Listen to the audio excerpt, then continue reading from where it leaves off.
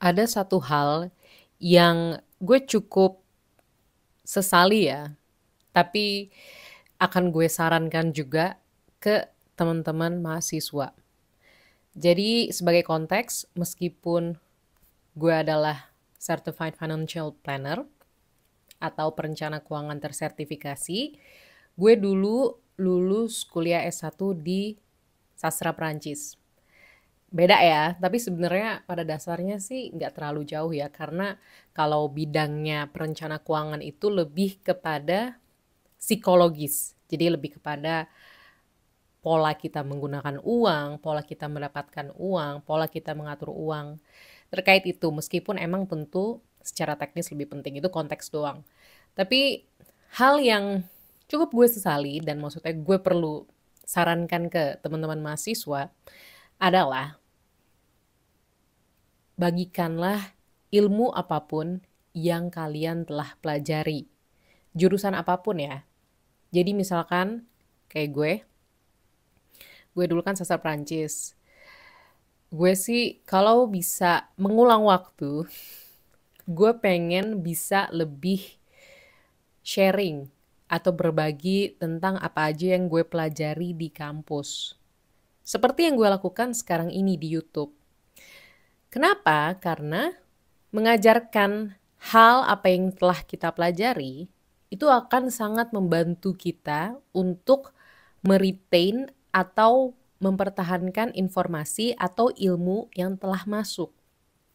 Itu bener loh, karena gue pribadi kan juga mengajarkan bahasa Prancis ya secara privat. Dan sambil gue mengajarkan bahasa Prancis, gue kan juga tentunya sambil berpikir kira-kira ini bener gak ya yang gue kasih tahu. Terus gue juga mempersiapkan materi dan secara tidak langsung persiapan-persiapan itu membuat gue berpikir dan akhirnya menggali kembali informasi-informasi yang udah gue pelajari. Dan karena dibagikan, gue kan secara langsung ngomong kan. Dan dengan ngomong kayak gitu, itu akan membantu diri untuk ingat. Karena kan jadinya kita juga denger kan. Jadi dapat dua bonus tuh, kita memberikan informasi ke orang lain. Dan kedua, kita juga melatih diri sendiri, mengulang kembali informasi agar kita semakin paham dan kalau bisa bahkan itu informasi bisa di luar kepala. Ini kenapa gue tekankan juga selain karena bisa bermanfaat dalam retaining information atau mempertahankan atau terus mengingat informasi atau ilmu, karena di zaman sekarang, di era sosial media, di era smartphone, sekarang jauh lebih mudah untuk bikin konten. Kayak lebih accessible daripada ketika gue dulu kuliah. Sebenarnya dulu juga udah bisa sih, cuma jujur gue ketahan rasa malu dan gue kayak ketahan, aduh kok gue peralatannya masih kurang ya, kayaknya gue nggak bisa. Nggak, jangan pernah mikir kayak gitu. Jujur, manfaatkan apa yang kalian punya. Kayak gue, sekarang nih, lagi lumayan aktif nge-YouTube, gue secara praktis hanya menggunakan handphone gue, meskipun emang handphonenya iPhone ya, tapi jujur HP apapun yang smartphone ya kayak Android, biarpun bukan yang paling flagship, yang tipe paling tinggi itu udah cukup banget buat ngerekam videonya bagus loh. Dan sama mikrofon ini, mikrofonnya sebelum gue pakai yang ini gue tuh pakai yang mikrofon pakai kabel, jadi dicolok langsung ke HP. Dan mikrofon kayak gini tuh yang kabel gue beli harganya paling 130 ribuan, masih bisa lah ya buat mahasiswa harusnya kalau nabung sedikit. Jadi coba jajan-jajan kalian dikurangi biar kebeli itu mikrofon. Baru deh setelah 1.500-an, setelah 1.000-an subscribers, akhirnya gue kayak memutuskan gue upgrade deh dengan ini. Karena ternyata lebih enak ya pakai pakai Bluetooth. Meskipun awalnya gue tuh agak takut tiba-tiba suaranya hilang kan, karena mungkin nggak stabil Bluetoothnya. Tapi ternyata teknologi semakin canggih dan semakin accessible. Jadi intinya jangan takut soal alat. Karena gue pun juga meskipun kamar berantakan ya, tapi emang gue terbantu sih kayak ada rak, ada keuntungan-keuntungan faktor X yang mungkin tidak teman-teman punya, kayak ada latarnya lah. Tapi justru eh,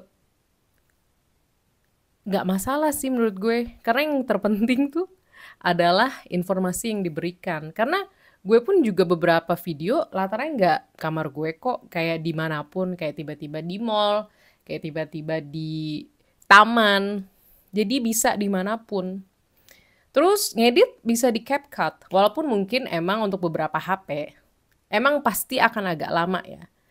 Tapi nggak pakai CapCut pun juga bisa kok. Ini kan gue sebenarnya video nggak pakai edit ya. Emang sih jadinya agak scattered dan jatuhnya ngobrol casual, cuma nggak masalah.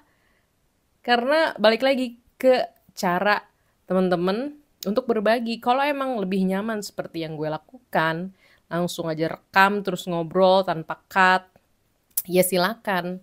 Dan jujur dengan seperti ini, gue juga jadi melatih diri untuk tetap bisa ngobrol.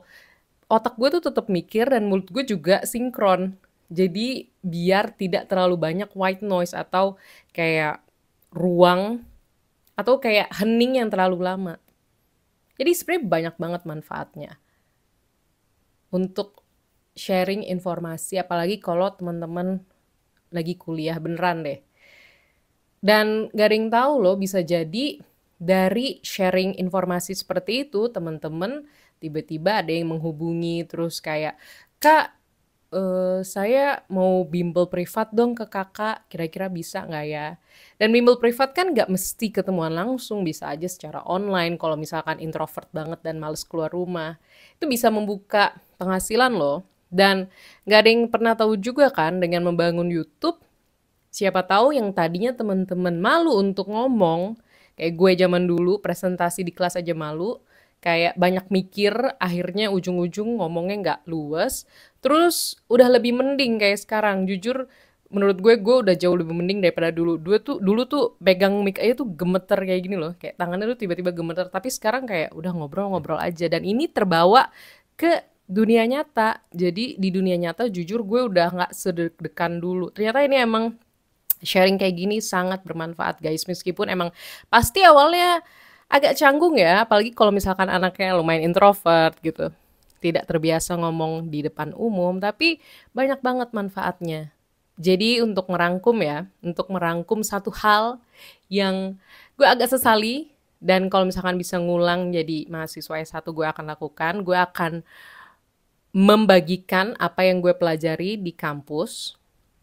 Terus abis itu ini bermanfaat karena bikin kita semakin paham dengan informasi yang kita pelajari. Terus jangan khawatir sama alat, selalu gunakan apa yang ada. Terus kalau misalkan emang belum sanggup beli mikrofon, ya udah pakai HP dulu, nggak apa-apa, beneran deh. Yang penting informasinya cuy, yang penting informasi kan bisa diakalin juga di thumbnail atau mungkin diakalin juga di deskripsi atau judul biar lebih menarik. Terus sama satu sih, sama ya udah let go aja. Kalau bikin kayak gini tuh jangan langsung ngincar pengen viral lah, pengen rame, enggak. Tujuannya adalah untuk berbagi dan untuk mengembangkan diri. Ya tadi kan emang gue sempat bilang syukur-syukur kalau ternyata itu bisa jadi penghasilan tambahan, tapi menurut gue itu lebih ke bonus sih. Yang penting mulainya dulu, terus beranikan diri, persiapkan diri. Atau kalau misalkan males mempersiapkan diri, ya udah bikin aja dulu kayak gini terus tiba-tiba ngobrol.